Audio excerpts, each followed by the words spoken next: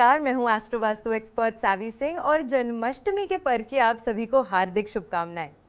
श्री कृष्ण के जन्म की तिथि है ये जन्माष्टमी और ऐसे में क्योंकि जन्माष्टमी का जो पर्व होता है, भगवान कृष्ण का ये जो पर्व है, ये जो उत्सव है, ये जो महोत्सव है, इसको बहुत ही ज़्यादा धूमधाम से मनाया जाता है देश भर में और भारत में बहुत ही खास मान्यता है जन्माष्टमी के पर्व को सेलिब्रेट करने की।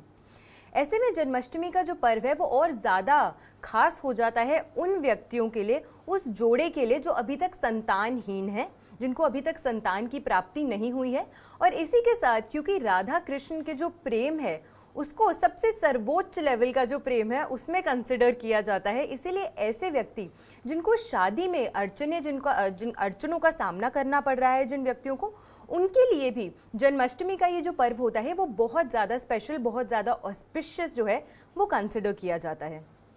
ऐसे में जन्माष्टमी से जुड़ी हुई जो भी आपकी क्वेरीज हैं, जो भी आपके क्वेश्चन हैं, जो भी आपके प्रश्न हैं, उन सभी का उत्तर देने का आज की वीडियो से हम प्रयास करेंगे। जन्माष्टमी का पर्व आपको कब सेलिब्रेट करना चाहिए, किस दिन आपको मनाना चाहिए, पूजा के लिए सबसे ज़्यादा उत्तम जो मुहूर्त है वो कौन सा रहने वाला है। इसी के साथ एक स्पेशल चीज़ की भी हम आज की वीडियो में बात करने वाले हैं, जो कि है कि अगर आपने कभी भी जन्माष्टमी का व्रत नहीं रखा है तो व्रत रखने की मान्यता क्या है और किस तरीके से ये जो व्रत है वो आपको करना चाहिए, और अगर आप इस व्रत को रखते हैं तो उससे किन किन चीज़ों में, किन किन एस्पेक्ट्स में आपकी लाइफ में आपको लाभ मिलता है, वो सभी आज की वीडियो में हम अच्छे से कवर करने का प्रयास करेंगे।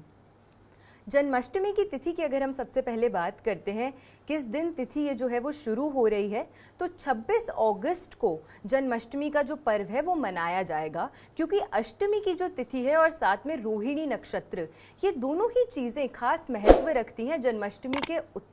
जन्माष्टमी के जो महोत्सव है उसको सेलिब्रेट करने के लिए। तो अगर हम पंचांग अनुसार बात करते हैं तो ऐसे में वैदिक पंचांग के अनुसार 26 अगस्त को जन्माष्टमी की ये जो तिथि है वो शुरू हो रही है, अष्टमी की ये जो तिथि है वो शुरू हो रही है और सुबह 3:40 से ये जो तिथि है वो प्रारंभ हो जाएगी, शुरू हो जाएगी, और ये जो तिथि है वो समाप्त होगी 27 अगस्त को सुबह के ही 2:20 पे। और क्योंकि वैदिक मान्यताओं के अनुसार, हिंदू मान्यताओं के अनुसार उदया तिथि का जो महत्व है वो सबसे ज़्यादा माना जाता है, वो कंसिडर किया जाता है, इसी कारण से 26 अगस्त को ही आपको जन्माष्टमी का ये जो शुभ पर्व है वो मनाना है, वो सेलिब्रेट करना है।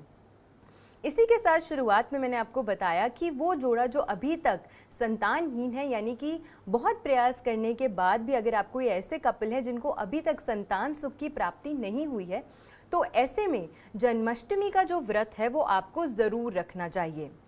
जब भी कई ऐसे लोग होते हैं जो व्रत की जो मान्यता है उसको बहुत ज़्यादा महत्व नहीं देते हैं, लेकिन साइंटिफिकली भी ये प्रूवन है कि अगर आप वीक में एक दिन भी फास्ट करते हैं तो ये आपकी बॉडी के मेटाबॉलिज्म के लिए बहुत ही ज़्यादा अच्छा कंसिडर किया जाता है। और वहीं वैदिक मान्यताओं की अगर हम बात करते हैं तो व्रत रखने का जो एक तरीका होता है, व्रत रखने का जो एक रीज़न होता है, वो आपकी ज़िंदगी में शुभता को लाता है, आपकी ज़िंदगी में सुख, समृद्धि और संपत्ति को लाता है। जन्माष्टमी के व्रत को बहुत ही ज़्यादा ऑस्पिशियस माना जाता है और इसे एक कठिन व्रत भी कंसिडर किया जाता है। सबसे पहले वो लोग जो पहली बार जन्माष्टमी का व्रत रख रहे हैं, और स्पेसिफिकली अगर आप कोई ऐसा जोड़ा है जो अभी तक संतानहीन है, तो आपको जन्माष्टमी का ये जो व्रत है वो ज़रूर रखना चाहिए, क्योंकि लड्डू गोपाल जी यानी कि श्री कृष्ण जी की कृपा से आपके घर में बहुत ही जल्दी बच्चे का जो सुख है, संतान का जो सुख है, उसका आगमन हो सकता है। तो ऐसे में आपको ज़रूर ये जो जन्माष्टमी का पावन उत्सव है उस पर आपको कृष्ण जी के नाम से ये जो फास्ट है, जन्माष्टमी का ये जो व्रत है, वो आपको ज़रूर रखना चाहिए। ये आपके लिए बहुत ही ज़्यादा लाभदायक, बहुत ही ज़्यादा फायदेमंद जो है वो साबित होगा। व्रत में कुछ कुछ नियम होते हैं जिनका खास करके ख्याल आपको ज़रूर रखना चाहिए, क्योंकि ये एक ऐसा फास्ट है, क्योंकि इसके साथ एक बहुत गहरी मान्यता जो है वो जुड़ी हुई है। तो इसी वजह से कुछ नियम होते हैं जिनका आपको खास ख्याल रखकर ही कभी भी कोई व्रत जो है वो रखना चाहिए। कोई भी आपकी जो खास मनोकामना की पूर्ति के लिए अगर आप कोई फास्ट रख रहे हैं तो ज़रूरी है कि आप एक संकल्पित रूप से एक संकल्प लेकर इस व्रत को रखें कि हम आपकी आराधना कर रहे रहे हैं, हम आपके लिए ये व्रत जो है, ये जो अनुष्ठान है, ये कर रहे हैं, तो आप अपनी कृपा जो है वो हम पर बनाए रखिएगा और इसी के साथ जो हमारी खास मनोकामना है उसकी भी पूर्ति कीजिएगा। तो ऐसे में इस संकल्प के साथ सबसे पहले आपको कोई भी व्रत जो है वो रखना चाहिए।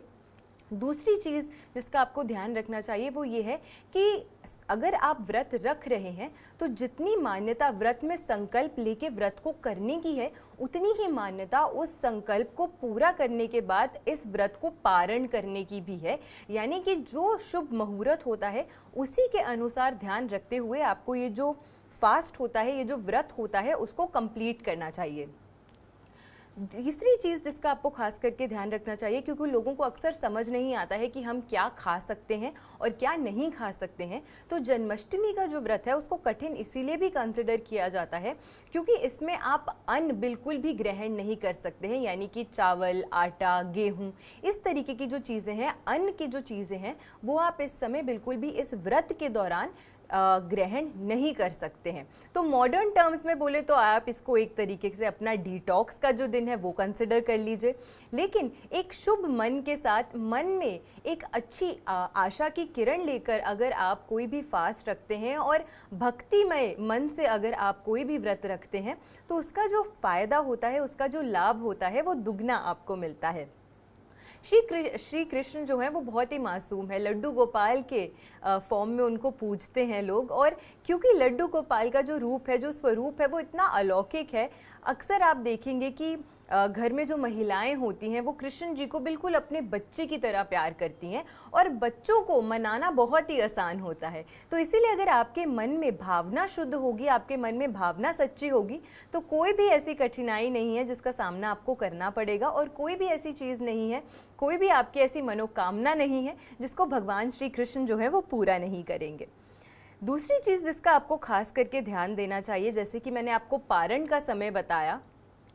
जब भी आप व्रत रखते हैं तो पारण की खास मनोकामना, खास महत्व जो है वो होता है।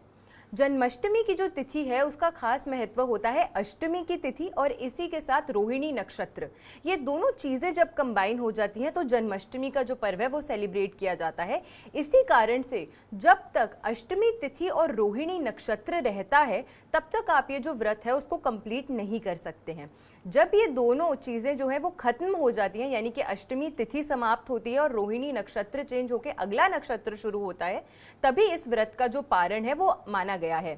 कई बार ऐसा भी देखा गया है कि जो नक्षत्र का स्पैन होता है वो लंबा होता है, जिसकी वजह से 2 दिन तक भी अष्टमी की ये जो तिथि है और साथ में नक्षत्र जो है वो चलता रहता है, जिसकी वजह से 2 पूरे दिन तक भी लोगों को कई बार फास्ट करना पड़ता है। लेकिन ऐसे में अगर अष्टमी तिथि पहले समाप्त हो जाती है तो भी आप व्रत का पारण कर सकते हैं, या फिर रोहिणी नक्षत्र अगर पहले समाप्त हो जाता है और तिथि कंटिन्यू होती रहती है तो भी आप व्रत का जो पारण है वो कर सकते हैं। अगले दिन सुबह के समय में अगर तिथि जो है वो खत्म हो जाती है, कंप्लीट हो जाती है जैसे कि हो रही है, तो ऐसे में आप नेक्स्ट डे जो है वो आप व्रत का पारण कर सकते हैं। अगले दिन सुबह यानी कि 27 की जो सुबह है उस दिन आप व्रत का पारण कर सकते हैं। भगवान श्री कृष्ण की पूजा अर्चना करके आपका ये जो फास्ट है आप उसे कंप्लीट कर सकते हैं, अपनी मनोकामना जो है उसकी पूर्ति की जल्दी से आशा कर सकते हैं और भगवान श्री कृष्ण की अच्छे से पूजा करके, विधि विधान से पूजा करके आप ये जो व्रत है उसको कंप्लीट कर सकते हैं। तो इस विधि के अनुसार ये जो व्रत है आप रख सकते हैं। अब भोग आपको श्री कृष्ण जी को क्या लगाना चाहिए और इसी के साथ स्पेसिफिक मुहूर्त कौन सा है जन्माष्टमी में जिसपे आपको भगवान श्री कृष्ण की, लड्डू गोपाल जी की जो पूजा अर्चना है वो करनी चाहिए। 26 अगस्त 2024 को जन्माष्टमी का ये जो पर्व है वो मनाया जाएगा। मिडनाइट की 12 बजे की जन्म की जो ये तिथि होती है उसकी खास मान्यता होती है। ऐसे में जो शुभ मुहूर्त है भगवान श्री कृष्ण की पूजा अर्चना करने का वो 26 अगस्त की मिडनाइट रात को है, 12:01 से लेके 12:45 तक। तो यानी कि 45 मिनट का ये जो शुभ मुहूर्त है, इस दौरान आप भगवान श्री कृष्ण की जो पूजा अर्चना है वो विधि विधान से कर सकते हैं। ये बेहद शुभ मुहूर्त जो है वो कंसिडर किया जाएगा। इसी के साथ कौन सी चीज़ें हैं जो भगवान को प्रिय हैं जिसका भोग आपको ज़रूर अर्पित करना चाहिए जन्माष्टमी के दिन। लड्डू गोपाल उनका नाम है, इसीलिए लड्डुओं का भोग तो आपको उनको ज़रूर लगाना ही चाहिए। इसी के साथ 5 मौसमी फल जो होते हैं वो भी आपको ज़रूर अर्पित करने चाहिए भगवान श्री कृष्ण को। इसी के साथ आपको पंचामृत जो है वो ज़रूर देना चाहिए भगवान श्री कृष्ण को, और उसके साथ में पंजीरी जो होती है यानी कि आटे से बनी हुई पंजीरी,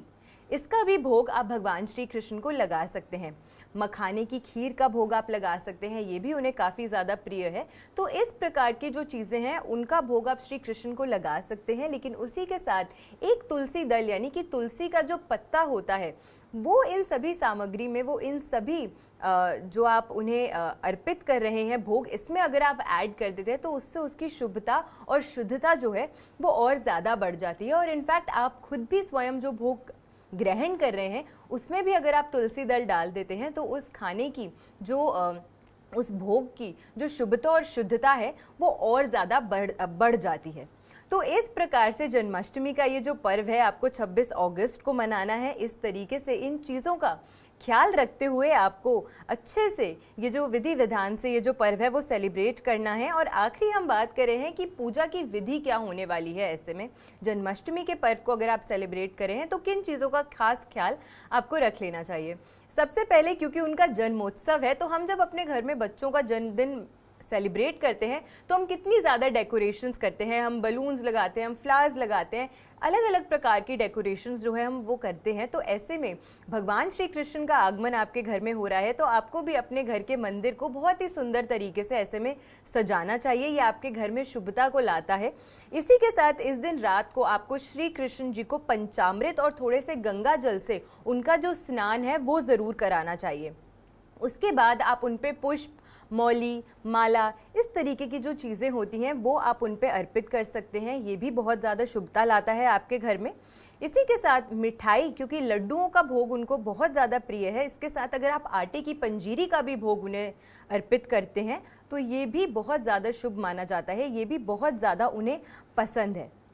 हर चीज़ में तुलसी दल डालना आपको ज़रूर याद रखना है क्योंकि वो हर भोग की जो शुभता और शुद्धता होती है उसको और ज़्यादा बढ़ा देता है। और अपने पूरे मन से और अपने पूरे इंद्रियों पे कंट्रोल करते हुए आपको आपकी जो भी खास मनोकामना है वो ज़रूर इस दिन श्री कृष्ण जी के समक्ष आपको रखनी चाहिए, क्योंकि श्री कृष्ण जी जो हैं वो हमेशा प्रयास करते हैं कि अपनी सभी भक्तों की जो मनोकामनाएं हैं वो पूरी हो। तो आशा करते हैं आपको आज की जो वीडियो है वो पसंद आई होगी। वीडियो अगर अच्छी लगी हो तो ज़्यादा से ज़्यादा लोगों तक वीडियो को शेयर ज़रूर कीजिएगा। और मैं आशा करती हूँ कि जन्माष्टमी का ये जो शुभ पर्व है वो आपके और आपकी परिवार की ज़िंदगी में बहुत ज़्यादा खुशियाँ, बहुत ज़्यादा शुभता जो है वो लेकर आए। ऐसी बेनिफिशियल वीडियोस के साथ फिर से लौट कर आएंगे इसी चैनल पे। आशा करती हूँ आपका दिन शुभ रहे। जय श्री कृष्ण, राधे राधे।